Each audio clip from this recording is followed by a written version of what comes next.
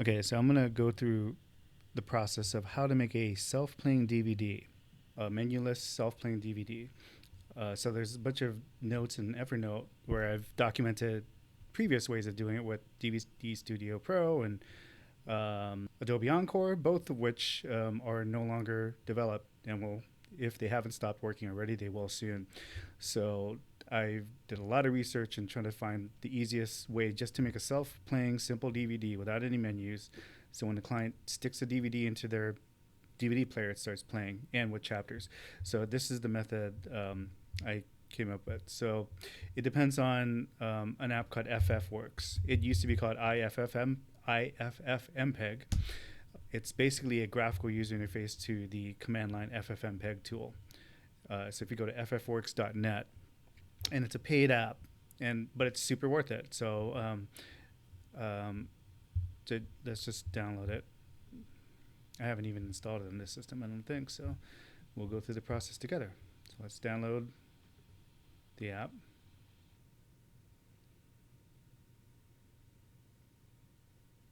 Okay, so we launch ffWorks. The introductory screen, if you never installed it before, is this. So it's very important to understand that ffWorks is just a graphical user interface front end to the command line tool ffmpeg. It just makes it easy so you don't have to remember all these crazy cryptic command line strings to encode things in ffmpeg. So what it requires you to actually install ffmpeg. On your systems, I've installed it via Homebrew, but just to go through the motions, let's just assume you don't have it. So you click Install ffmpeg. I'm sorry. This assumes you've already downloaded. So right here it says how to install ffmpeg. Ignore compile. You don't want to do that unless you're a super nerd. Download is what you want to do. So it'll take you to a link for these. They're called static builds, basically pre-compiled versions of ffmpeg, ready to install. So depending on your Mac, if you're on an M1 Mac, you download this, but for Intel Macs, you download this. So you just download this. It'll download a DMG, I think, or a zip file. Okay, so, well, depending on how you have your Safari configured to whether it automatically unzips things when you download them, it looks like mine's dead. I hate it when it does that, but anyways, so here's the ffmpeg. It has no extension on it because this is actually a Unix command app, I guess, for lack of a better term. You'd run it from the terminal. So go back to ffWorks, and now you click install ffmpeg. So it'll open up a file requester, and you just drag that into there. Okay, and then make sure that that's selected. Then hit open. All right. So it'll show you, you don't really need to know about any of that stuff. It just shows you that it did connect to ffmpeg. Let's go to the preferences. Let's go to the preferences and just verify. If you go to ffmpeg manager here, it'll show you. So it automatically copied that ffmpeg. They call it an ffmpeg binary in Unix parlance. It's called a binary. And it copied it from your download folder into this folder where it expects to see the actual ffmpeg binary. So let's go through some of the settings here. Max batch threads. This is it defaults to 1, which is nice to your system if you're encoding, so you can work on things while it's encoding. But if you really want shit to go fast, just max. It'll show what the maximum amount of CPU cores are available on your system. So in this case on the Mac Pro, there's 8 available CPU cores. So if I really want to just completely make the computer unusable because it's encoding at full CPU capacity, you just crank it up to 8. Usually I do that. But depending on if you want to work in the background, just take it down to something less. ffmpeg threading. It defaults to this. I would use all. Sometimes you might have problems with the crashing or doing weird things, then maybe you want to just go to default. So it makes its best decision depending on whatever configuration of encoding options you use. But I want to put the pedal to the metal when it comes to stuff, so I put it to there. All this stuff should be okay to use the defaults. This I like to set to always request for destination file. I don't want it right into this default destination folder. And sometimes destination folder same as source is also good, just so it's easy to find after things are encoded. So these are all to preference. It's depending on your workflow. Yeah. So this subfolder here, that's to your taste. You don't have to do it that way. All these other things here. This is an interesting option. Enable ffmpeg command line editing. Again, this is a front end graphical user front end to ffmpeg command line. So actually, this is actually kind of a neat thing to enable, because when you submit a job, an encoding job, depending on what settings you use, it'll actually show you the actual command line that you would, if you were doing that in the command line in terminal, it would show you what you would have to type. So I actually like to have that occasionally, because when I come up with a custom setting that works well, I'll actually like enable this, and when I hit encode, it pops up a window that shows you the ffmpeg command, and I'll copy and paste that into Evernote or something, just as a reference in case you don't have ffWorks or whatever. You can actually use the terminal using the free ffmpeg to do the same thing, and this will write out the command for you. So that's actually kind of a cool option, but for most purposes, leave that off. Only if you want to do that, but just to let you know that that's there. We said ffmpeg manager, preset manager. When you create custom presets, things will show up here, and obviously check update. You want to, I guess there's no option to set, but anyways. Okay, so let's get to the whole DVD authoring part of this process, which is what you're here for. Okay, so import media. Let's open up. Let's find some files here. Okay, so I got these ProRes master files of this sweet secret tour bus video. So for every track in the script for the bus video, I create and export a self-contained ProRes master of that track. So for the sake of argument, let's just drag in 2 tracks, so it doesn't take forever to encode for this demo. So I'm going to drag that into the import media window here. And it shows up there. You're going to want to make sure that the ordering of the tracks is correct here. I think you can reorder things, can you? All right, well, maybe you can't. Maybe it's just how you select it in the Finder. Okay, so depending on what preset or whatever you last used, it may default to this target is basically the setting that you're going to use to encode each file here. It may default to whatever you used last. So right now it's defaulting to this preset I made called DVD, but I'm going to go through the motions of how to set that up. So what's important is to, when you're doing this for the first time, you're going to want to set this target. So we'll do it on the first file. The idea here is we're going to make a preset specifically for making a DVD, our DVDs for Star of Honolulu. So you want to click on this target option menu and choose containers format and choose VOB, VOB, which is the DVD container format for the files it uses. Next thing you want to do is you want to, I think you can pretty much leave these 2 general and advanced options, just leave them at the defaults. The important setting you want to change here is this video tab, this video section here. Click on edit. Okay, so the 3 options here you want to really make sure are set properly is these 3: video size, frame rate, and aspect ratio. So since we're in America, we want this to be set to NTSC.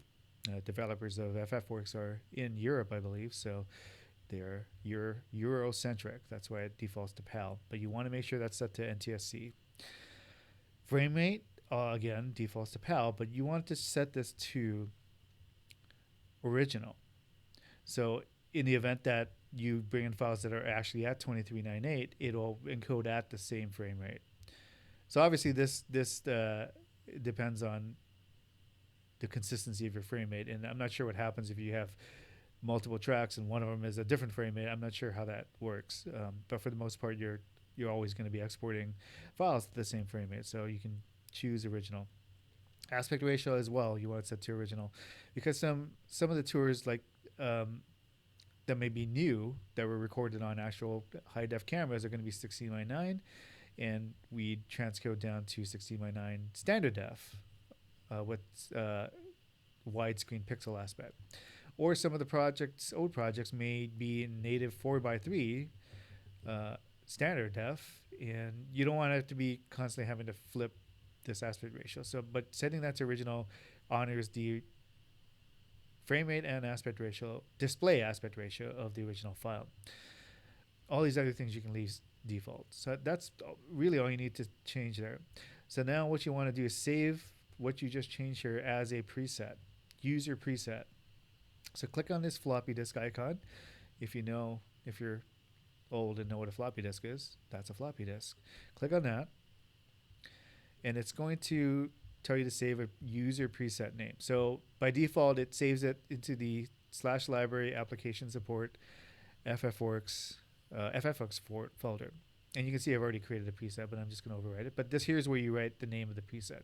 So I'm just going to write DVD. So now if you go to the ffWorks menu and go to Preferences, you can see in the preset manager that your preset you've created now lives there. Now this is just a text file. I think it's like a JSON file or something.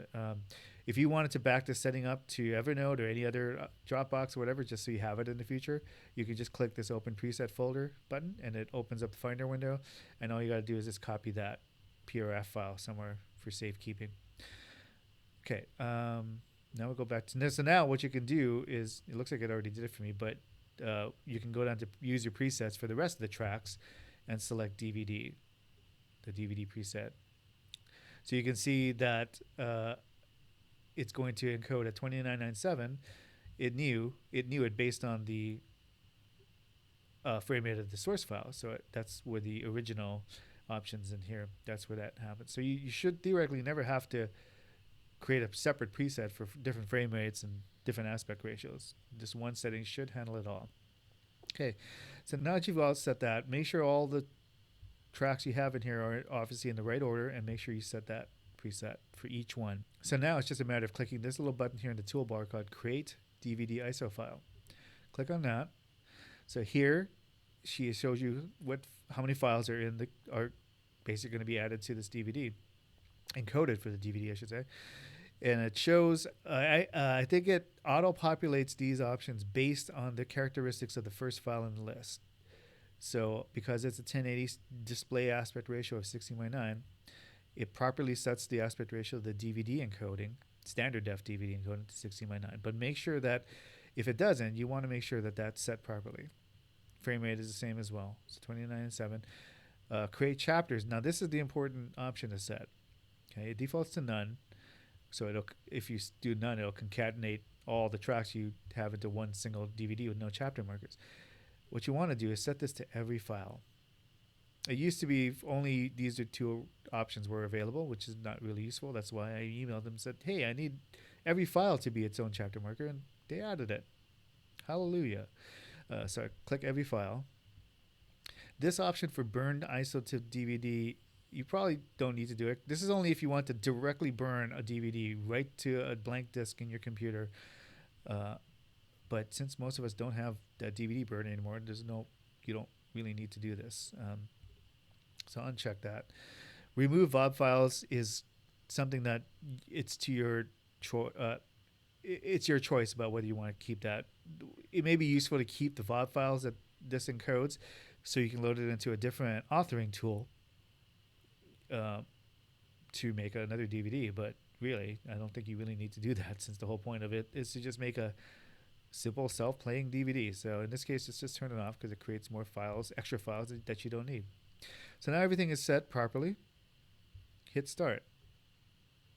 It'll ask you where to write the DVD file, the ISO file, the final encoded ISO file, and I think it defaults the file name to whatever the file name of the first file in the queue in the import media list. So you would just want to rename the file here at this point. Obviously, you can do that later too if you want. Then hit save. So now you can see here it's encoding, and here's the encode process. So we will come back to that and then see if it works.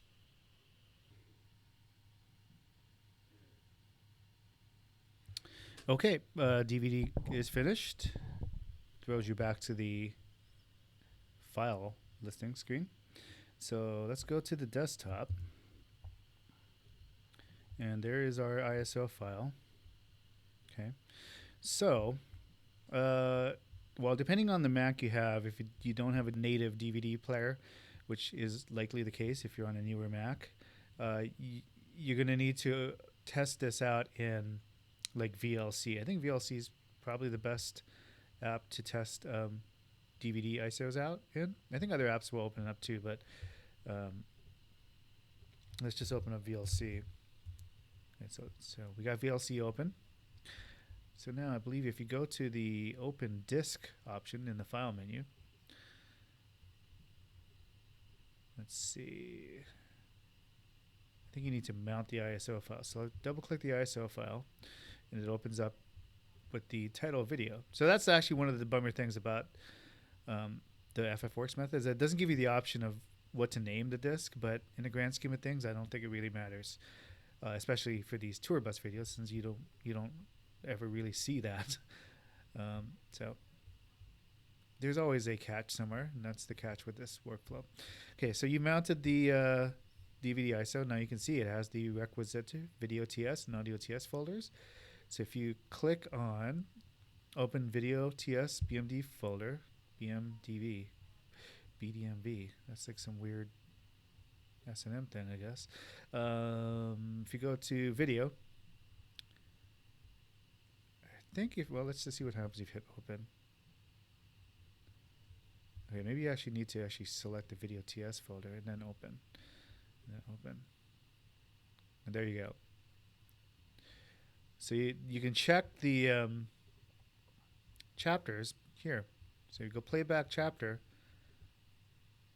and you can see it skips. And it auto-played when you popped it in. So that shows that it works. And that's how you make a DVD in ffWorks.